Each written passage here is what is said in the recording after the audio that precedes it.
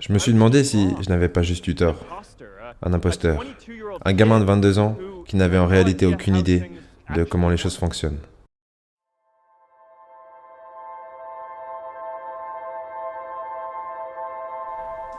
Aujourd'hui, j'aimerais parler du fait d'avoir un but.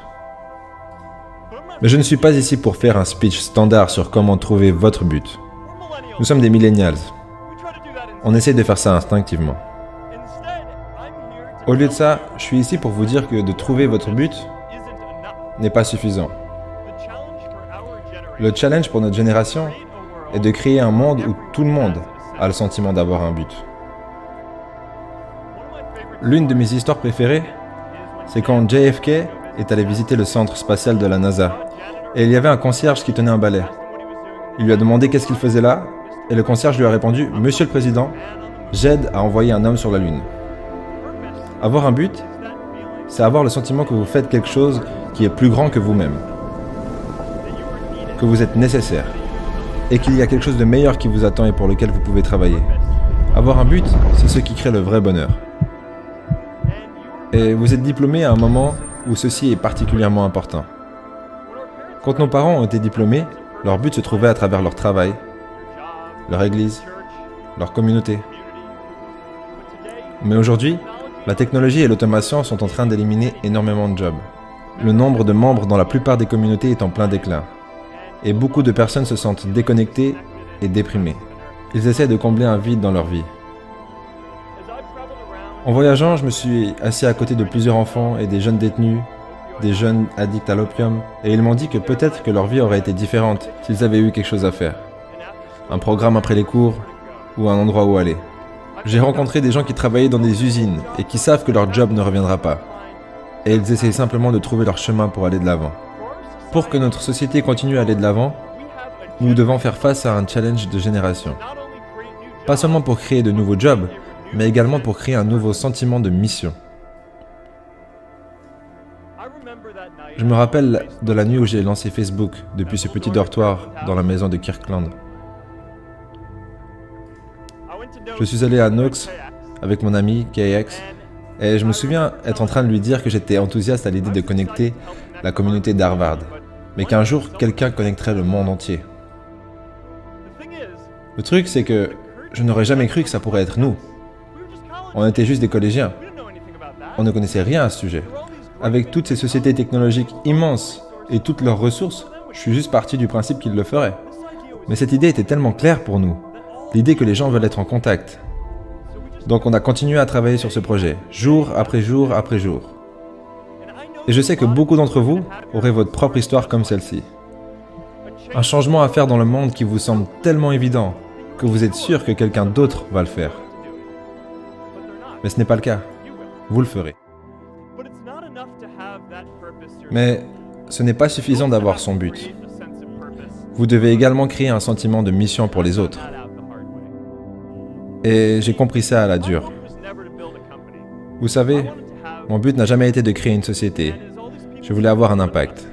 Et avec tous ces gens qui commençaient à nous rejoindre, j'en ai conclu que c'est ce qu'ils voulaient aussi. Et du coup, j'avais jamais vraiment pris le temps d'expliquer ce que je voulais vraiment créer. Après environ 2 ans, de grandes sociétés voulaient nous racheter. Je ne voulais pas vendre. Je voulais voir si on arrivait à connecter plus de gens. Et on était en train de créer la nouvelle version du fil d'actualité en ce moment. Je me disais, si on peut juste lancer ça, ça pourrait changer la façon dont on a de se tenir informé de ce qui se passe dans le monde. Mais presque tous les autres voulaient vendre. S'il n'y a pas un plus grand but derrière tout ça, c'était le rêve de toute start-up qui venait de se réaliser pour nous. Mais ça a dessoudé l'entreprise. Après une conversation très tendue, un de mes conseillers les plus proches m'a dit que si je n'acceptais pas de vendre cette société maintenant, je regretterais cette décision pour le reste de ma vie. Les relations sont devenues tellement froides qu'après environ 1 année, toutes les personnes de notre équipe de management étaient parties. Ça a été le moment le plus dur pour moi chez Facebook. Je croyais en ce qu'on faisait, mais je me sentais seul. Et le pire, c'est que c'était de ma faute. Je me suis demandé si j'avais pas juste eu tort. Un imposteur. Un gamin de 22 ans qui n'avait aucune idée de comment les choses fonctionnent réellement. Maintenant, des années plus tard, Je réalise que c'est comme ça que les choses fonctionnent quand il n'y a pas un sens de mission. Donc c'est à nous de le créer, pour que nous puissions tous aller de l'avant, ensemble. Et aujourd'hui, j'aimerais parler de 3 façons à travers lesquelles nous pourrons créer un monde où chacun aura le sentiment de faire partie d'une mission. En attaquant des gros projets qui servent réellement à quelque chose ensemble. En redéfinissant une qualité pour que tout le monde ait la liberté de suivre son propre but. Et en construisant des communautés, partout dans le monde.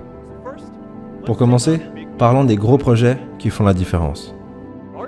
Notre génération va devoir faire face à des milliers de jobs qui seront remplacés par l'automation, comme les voitures et les camions sans conducteur.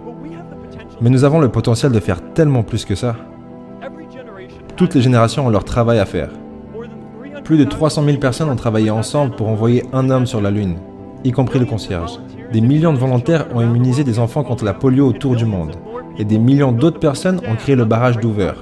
Et plein d'autres projets exceptionnels. Et maintenant, c'est au tour de notre génération de réaliser des choses exceptionnelles. Maintenant, je sais, vous vous dites probablement, mais je ne sais pas comment construire un barrage. Je ne sais pas comment rassembler 1 million de personnes pour quoi que ce soit. Alors, laissez-moi vous donner un secret. Personne ne sait quand il commence. Les idées n'arrivent pas entièrement formées. Elles deviennent uniquement claires lorsque vous commencez à travailler dessus. Tout ce que vous avez à faire, c'est commencer. Si j'avais dû tout savoir sur le sujet de connecter les gens avant de commencer, je n'aurais jamais créé Facebook. Les films qu'on regarde ont tout faux. L'idée de ce moment où vous crierez « Eureka !» est un mensonge dangereux. Cette idée nous donne l'impression d'être inadéquat, parce que ça nous donne l'impression qu'on n'a pas encore notre idée. Et ça retient les gens avec la graine d'une bonne idée de commencer à faire quoi que ce soit. Oh, et vous savez qu'est-ce que les films n'ont pas compris sur l'innovation aussi? C'est que personne n'écrit des formules mathématiques sur du verre, ok? C'est bon? C'est pas comme ça.